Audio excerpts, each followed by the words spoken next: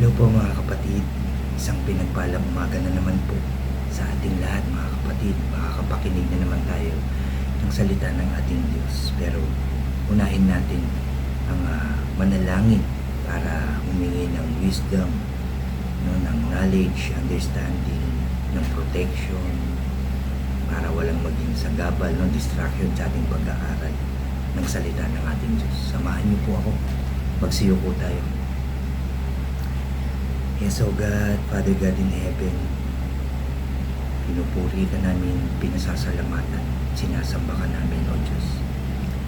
Ama, muli po kami nagpapasalamat dahil binigyan mo na naman kami ng napakagandang pagkakataon sa aming mga buhay, ang makapakinig na naman, makapag-aral at makapagbasa ng iyong salita. Ama, muli mo kaming samahan, turuan, gabayan, Lord God, para maging maayos ang aming pakikinig ng iyong salita at para lubusan naming maintindihan. At I pray na maisabuhay namin ito sa pangalan ng Panginoon Hesus. Ama, ako rin po, Ama, samahan mo rin po ulit ako, turuan mo rin po ako, gabayan mo rin po ako, para lahat ng aking sasabihin ay galing lamang po sa iyong salita. Maraming salamat po, Lord God, sa pagkakataong ito, Lord God. Masaya po kami makikinig na naman at mag-aaral ng iyong salita. At maraming salamat po dahil naniniwala ako narito ka po sa aming kalagitnaan. Salamat po. Muli, Lord, pinupuri ka namin, pinasasalamatan, sinasamba ka namin. Salamat po dahil tagumpay ang aming gawain ito. Sa pangalan ng aming Panginoong Hesus at sa pakikipisan ng Banal na Espiritu, lahat tayo ay magsabi ng Amen and Amen. At ito po ang aking channel.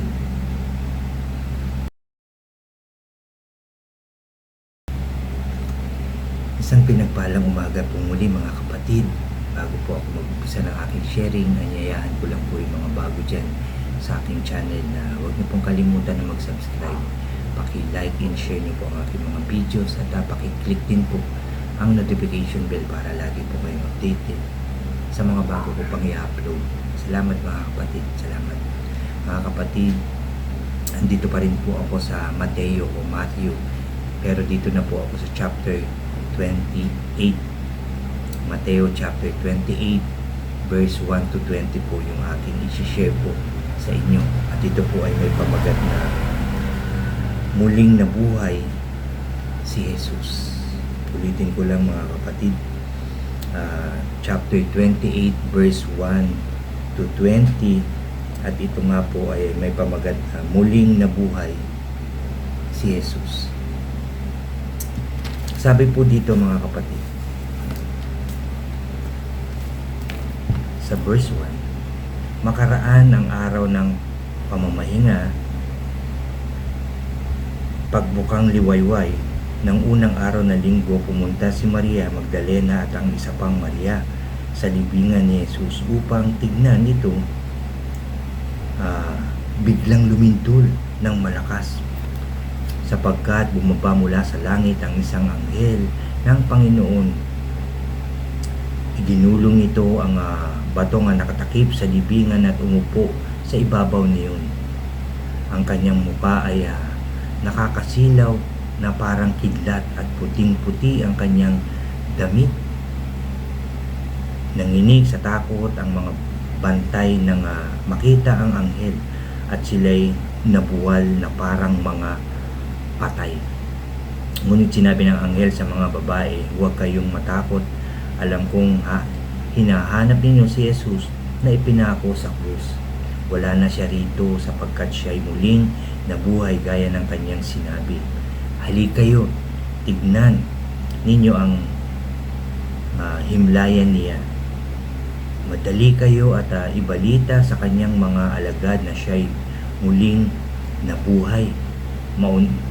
Mauuna na siya sa inyo sa Galilee, makikita ninyo siya roon.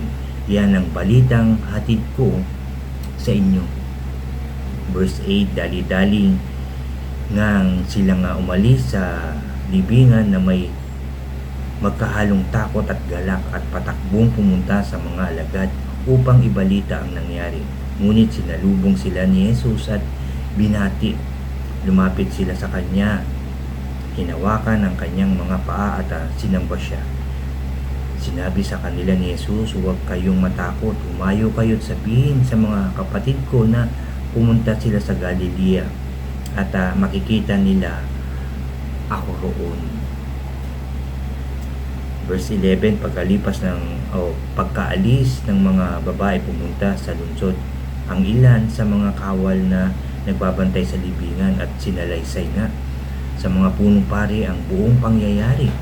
Nakipagpulong naman ang mga punong pari sa mga pinuno ng bayan at nagkasundo silang suhulan ng malaki ang mga kawal at ang mga ito'y, sabi dito, ay inutusan nilang ganito ang ipamalita. Habang natutulog kami kagabi, dumating ang mga alagad ni Jesus na ninakaw ang kanyang bangkay. Sinabi pa nila, "Huwag kayong mag-alala kung makarating ito sa gobernador. Kami na ang bahala sa inyo."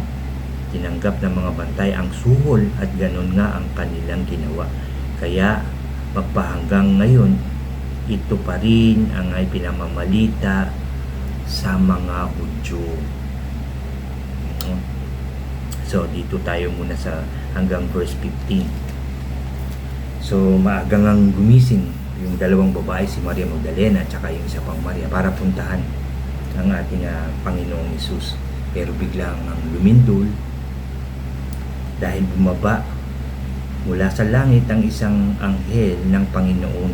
Iginulong nito ang batong nakatakip sa libingan. Umupo sa kalagitnaan yun. Ang kanyang mukha ay nakakasilaw na parang kilat at puting-puti ang kanyang damit.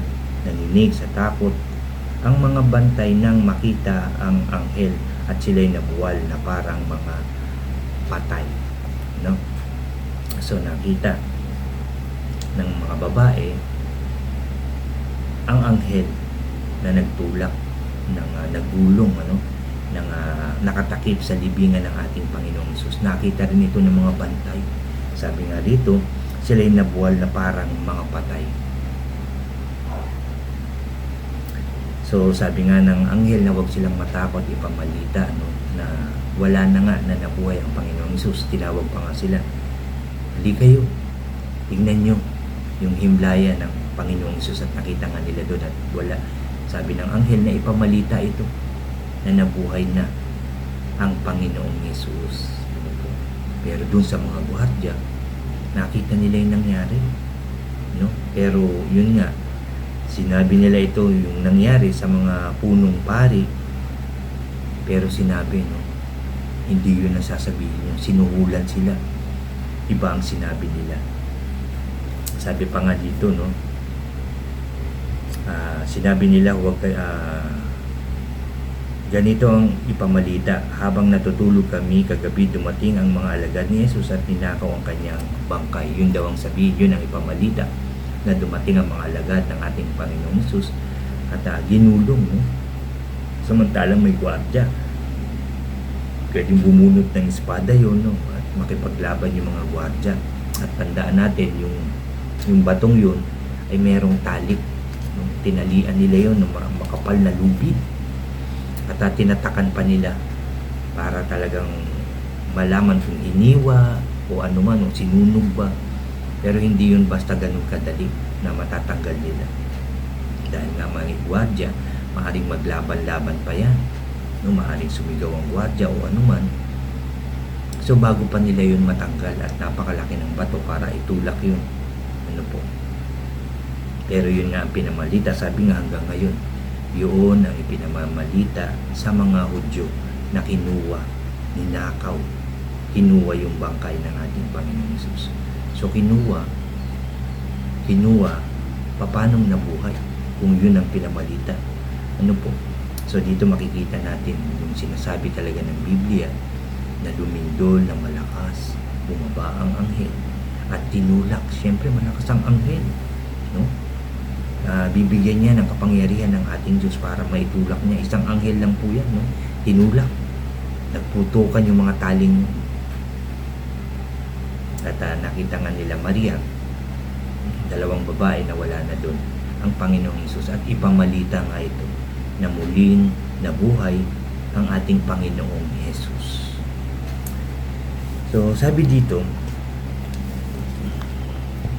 sa verse 16 na po tayo, pumunta ang 11 alagad sa Galilea sa bundok na sinasabi sa kanila ni Jesus. Nang makita nila si Jesus, siya'y sinamba nila. Subalit, may ilan sa kanilang nag-alinlangan. Lumapit si Jesus at sinabi sa kanila, ibinigay na sa akin ang lahat ng kapangyarihan sa langit at sa lupa, kaya't umayo kayo. Gawin ninyong alagad ko ang mga tao sa lahat ng mga bansa. Bautismuhan ninyo sila sa pangalan ng Ama, ng Anak, at ng Espiritu Santo. At verse 20, turuan ninyo silang sumunod sa lahat ng inutos ko sa inyo. Tandaan ninyo, ako'y laging kasama ninyo hanggang sa katapusan ng panahon. Nang makita ng mga alagad ang Panginoong Hesus, sabi rito, lumapit si Jesus at sinabi sa kanila, ibinigay na sa akin yan. Dito po sa verse 16, pumunta ang 11 alagad sa Galilea sa bundok na sinasabi sa kanila ni Jesus. Nang makita nila si Jesus, siya'y sinamba nila, subalit may ilan sa kanilang nag-alinlangan. Ano po, alagad na ito ng ating Panginoong Hesus. Paano pa kaya yung hindi alagad? Paano kaya yung hindi talaga sumasampalataya sa ating Panginoong Hesus? Paano pa kaya yun? Even hanggang ngayon, mga kapatid, alam natin na maraming tao na hindi naniniwala na ang Panginoong Hesus ay anak ng Diyos. Tao lang, isang propeta lang. Yan po yung ating mga naririnig. Ano po? Pero tayong mga sumasampalataya sa ating Panginoong Hesus, naniniwala sa ating Diyos, naniniwala sa Kanyang salita, deep in our heart, alam natin na ang Panginoong Hesus ay anak ng Diyos. Siya ay Diyos na nagkatawang tao. Ano? Dito, tinuturo sa atin ng salita ng ating Diyos na tayong mga naniwala, sumampalataya sa ating Panginoong Hesus, na alam natin, pinaniniwalaan at pinananampalatayaan natin na ang Panginoong Hesus ay isinilang ng isang birhen. Ano po? Lumaki siya dito, nakasama ng mga tao, naghayag ng salita ng ating Diyos. Alam natin, deep in our hearts, na totoong ang Panginoong Hesus ay nagpakain ng libo-libo, nagpagaling ng lahat ng klase ng sakit. May mga sakit at karamdaman, pinagaling ng ating Panginoong Hesus. Nag-alis ng mga masasamang espiritu doon sa mga taong pumasok. Yun nga yung masasamang espiritu. Ano po? Pinaalis niya yan. Bumuhay siya ng patay. Pero ipinagkanulo pa rin siya. Pinahirapan. Ipinako sa krus. Namatay at inilibing. At itong ating pinag-aaralan, siya'y muling nabuhay. Binuhay ng kanyang Ama na nasa langit. At ito nga ang bilin ng ating Panginoong Hesus doon sa mga nakakita sa Kanya, doon sa mga sumasampalataya sa Kanya, na humayo tayo, ipangaral natin, ituro natin, sabihin natin, ipamalita natin na siya'y muling nabuhay.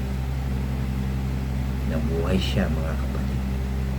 Nabuhay siya. Yan ang ating nasa puso. Yan ang ating pananampalataya. Yan ang ating paniniwala. Nabuhay ang ating Panginoong Hesus. Umakyat siya sa langit, naupo dun sa kanan ng Ama, at siya'y babalik para husgahan. Hatulan ang lahat ng tao. Babalikan niya yung mga taong sumampalataya, naging tapat sa Kanya noon hanggang ngayon, even ang mga namatay, mga kapatid. Mabubuhay yan.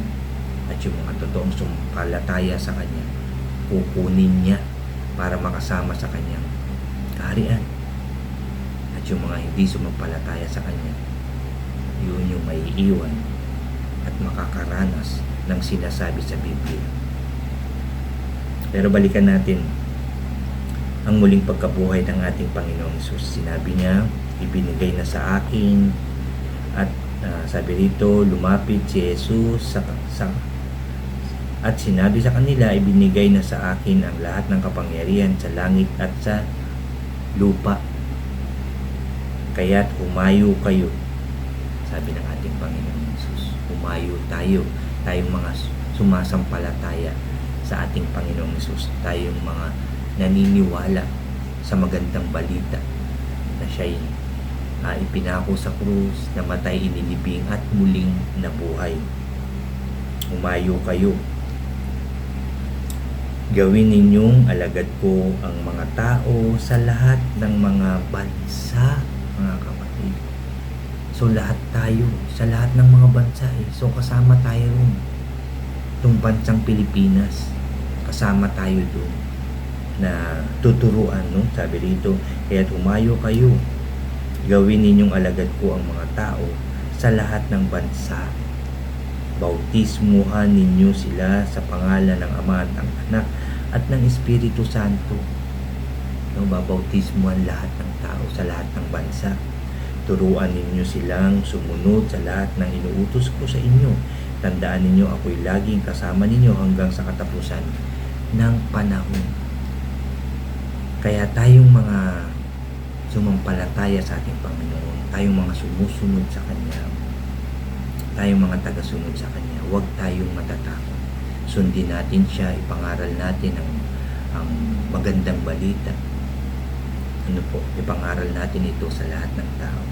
Tandaan, sabi ng ating Panginoon Jesus, tandaan ninyo, ako'y laging kasama ninyo hanggang sa katapusan ng panahon, hanggang tayo'y naghahayag ng salita ng ating Diyos at yung mga susunod pa sa atin, kasama yan ng ating Panginoong Hesus. Kasi sabi niya, hanggang sa katapusan ng panahon.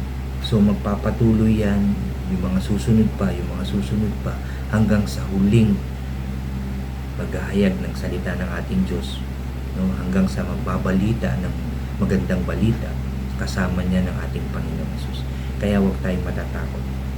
Hihingi tayo lagi ng tulong, ng gabay, ng proteksyon, ng karunungan, no, sa ating Diyos. Kasama natin ang banal na Espiritu. Pwede tayong humingi ng tulong, ng gabay. Turuan niya tayo, sasamahan tayo. Kaya ngayon ang pangako ng Panginoong Hesus, di ba? Ibibigay niya yun sa mga taong kanyang pinili, mga kapatid. Ibibigay niya yun sa mga taong yun para maging gabay, dagat paalala ng salita ng ating Diyos. Para maalala natin, hihingi tayo ng tulong, ng gabay, ng proteksyon, ng lakas ng loob para makapagpatuloy tayo dun sa inuutos ng ating Panginoong Hesus na humayo tayo, ibalita na siya'y muling nabuhay. Yan ang tinuturo sa atin ng ating Panginoong Hesus ngayon. Sabi nga dyan, mga kapatid, tayo ay, sabi niya, halika kayo, magmadali, ibalita yung muling pagkabuhay ng ating Panginoong Hesus. Dali, sabi niya, huwag kayong matakot, humayo kayo. Sabihin dun sa mga kapatid natin, sa tayong lahat kasi magkakapatid, mga, di ba? Alam natin yan. Ang Ama sa langit ang nagbigay buhay sa atin, kaya tayo'y magkakapatid. Lahat tayo. Even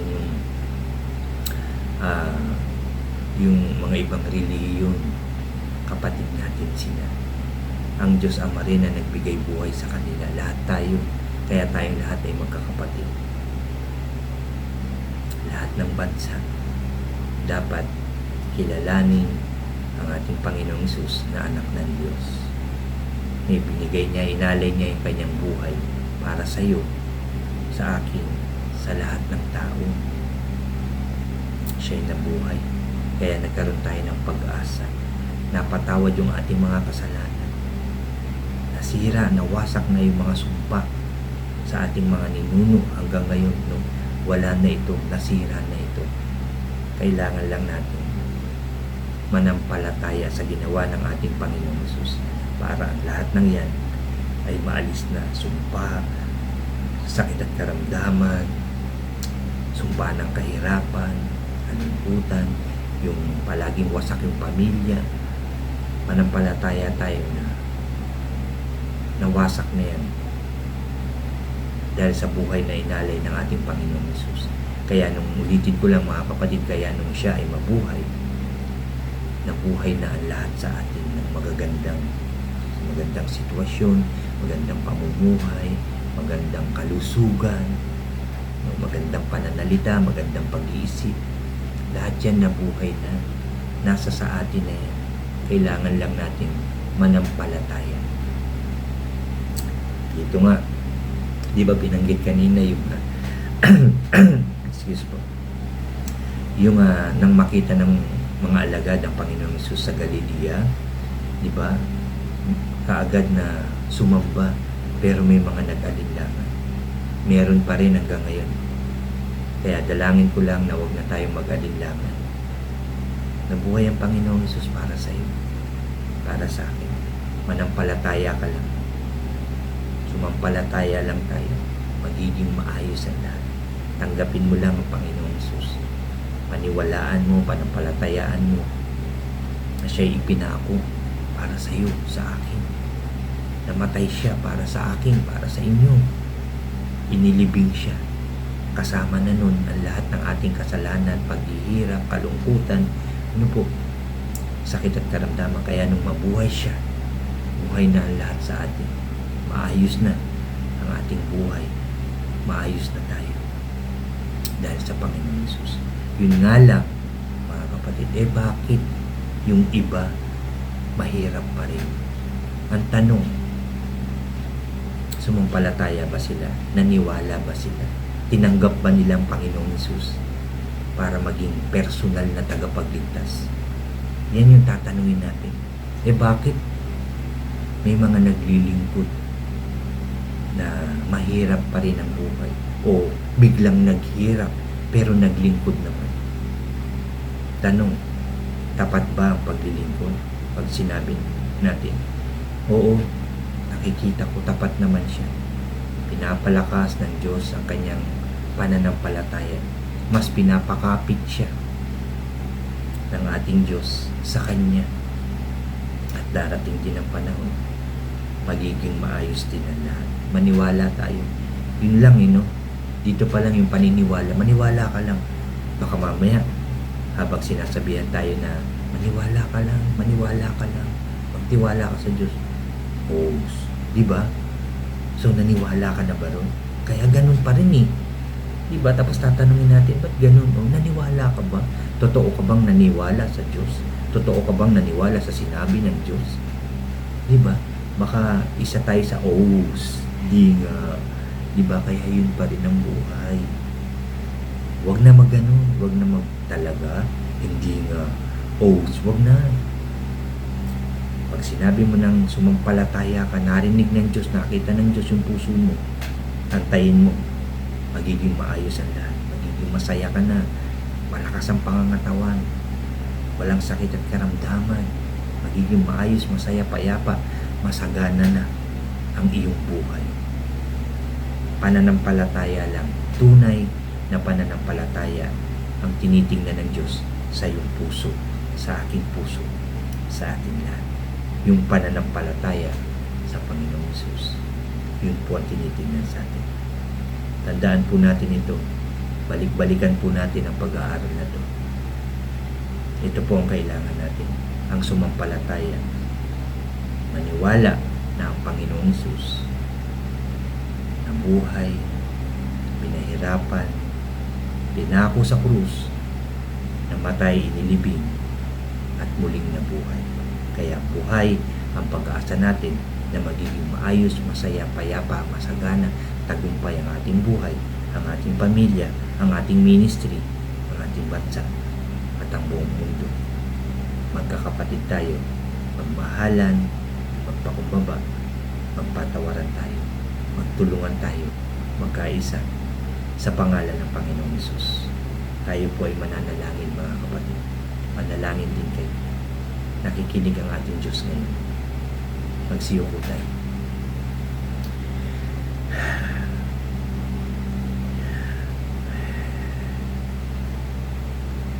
Ama namin sa langit, muli kami nagpupuri, nagpapasalamat sa iyo. Salamat sa napakagandang sinabi mo na naman po sa amin ngayong umagang ito. Salamat po. Nabuhay ang aming Panginoong Hesus para sa amin.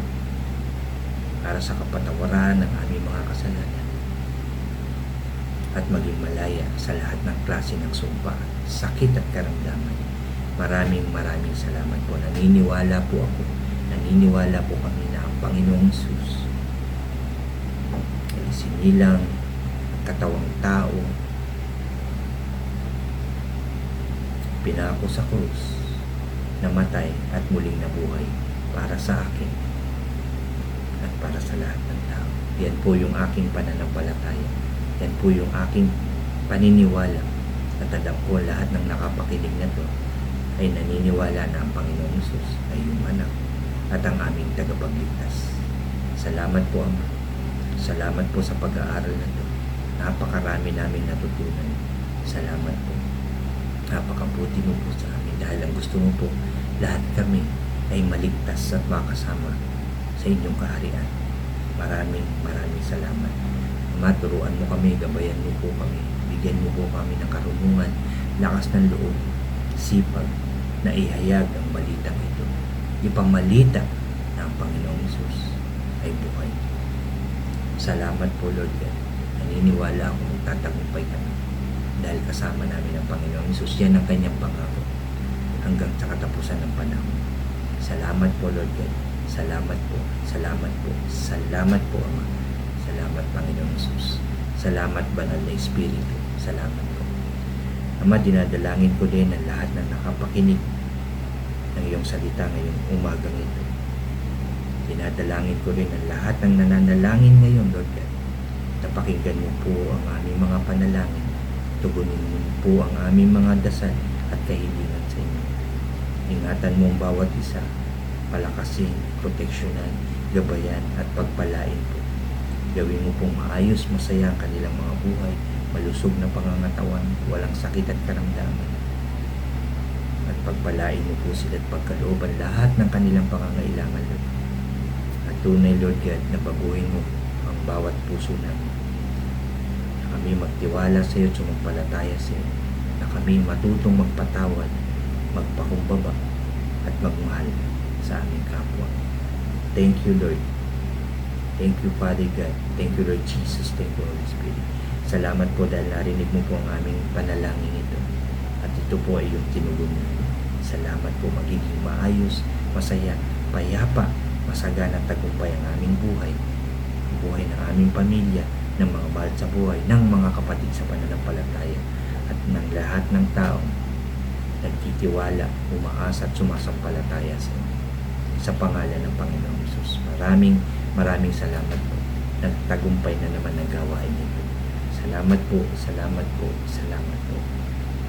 Salamat po. Salamat po. Muli, Lord, pinupuri ka namin, pinasasalamatan, sinasamba ka namin sa matamis at makapangyarihan pangalan ng aming Panginoong Hesus at sa pakikipisan ng banal na Espiritu.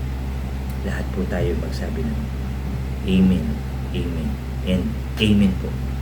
Amen, Amen. Salamat sa Diyos. Tinugon na niya ating panalangin. Salamat sa Diyos. Lagi po kayo mag-iingat. Lagi po kayo magbabasa ng salita ng ating Diyos. At yung inyong nabasa sa buhay niyo, balik-balikan at ibahagi niyo rin po sa inyong mga mahal sa buhay at sa ibang tao. Salamat po. God bless po sa inyong lahat at God bless po sa ating lahat.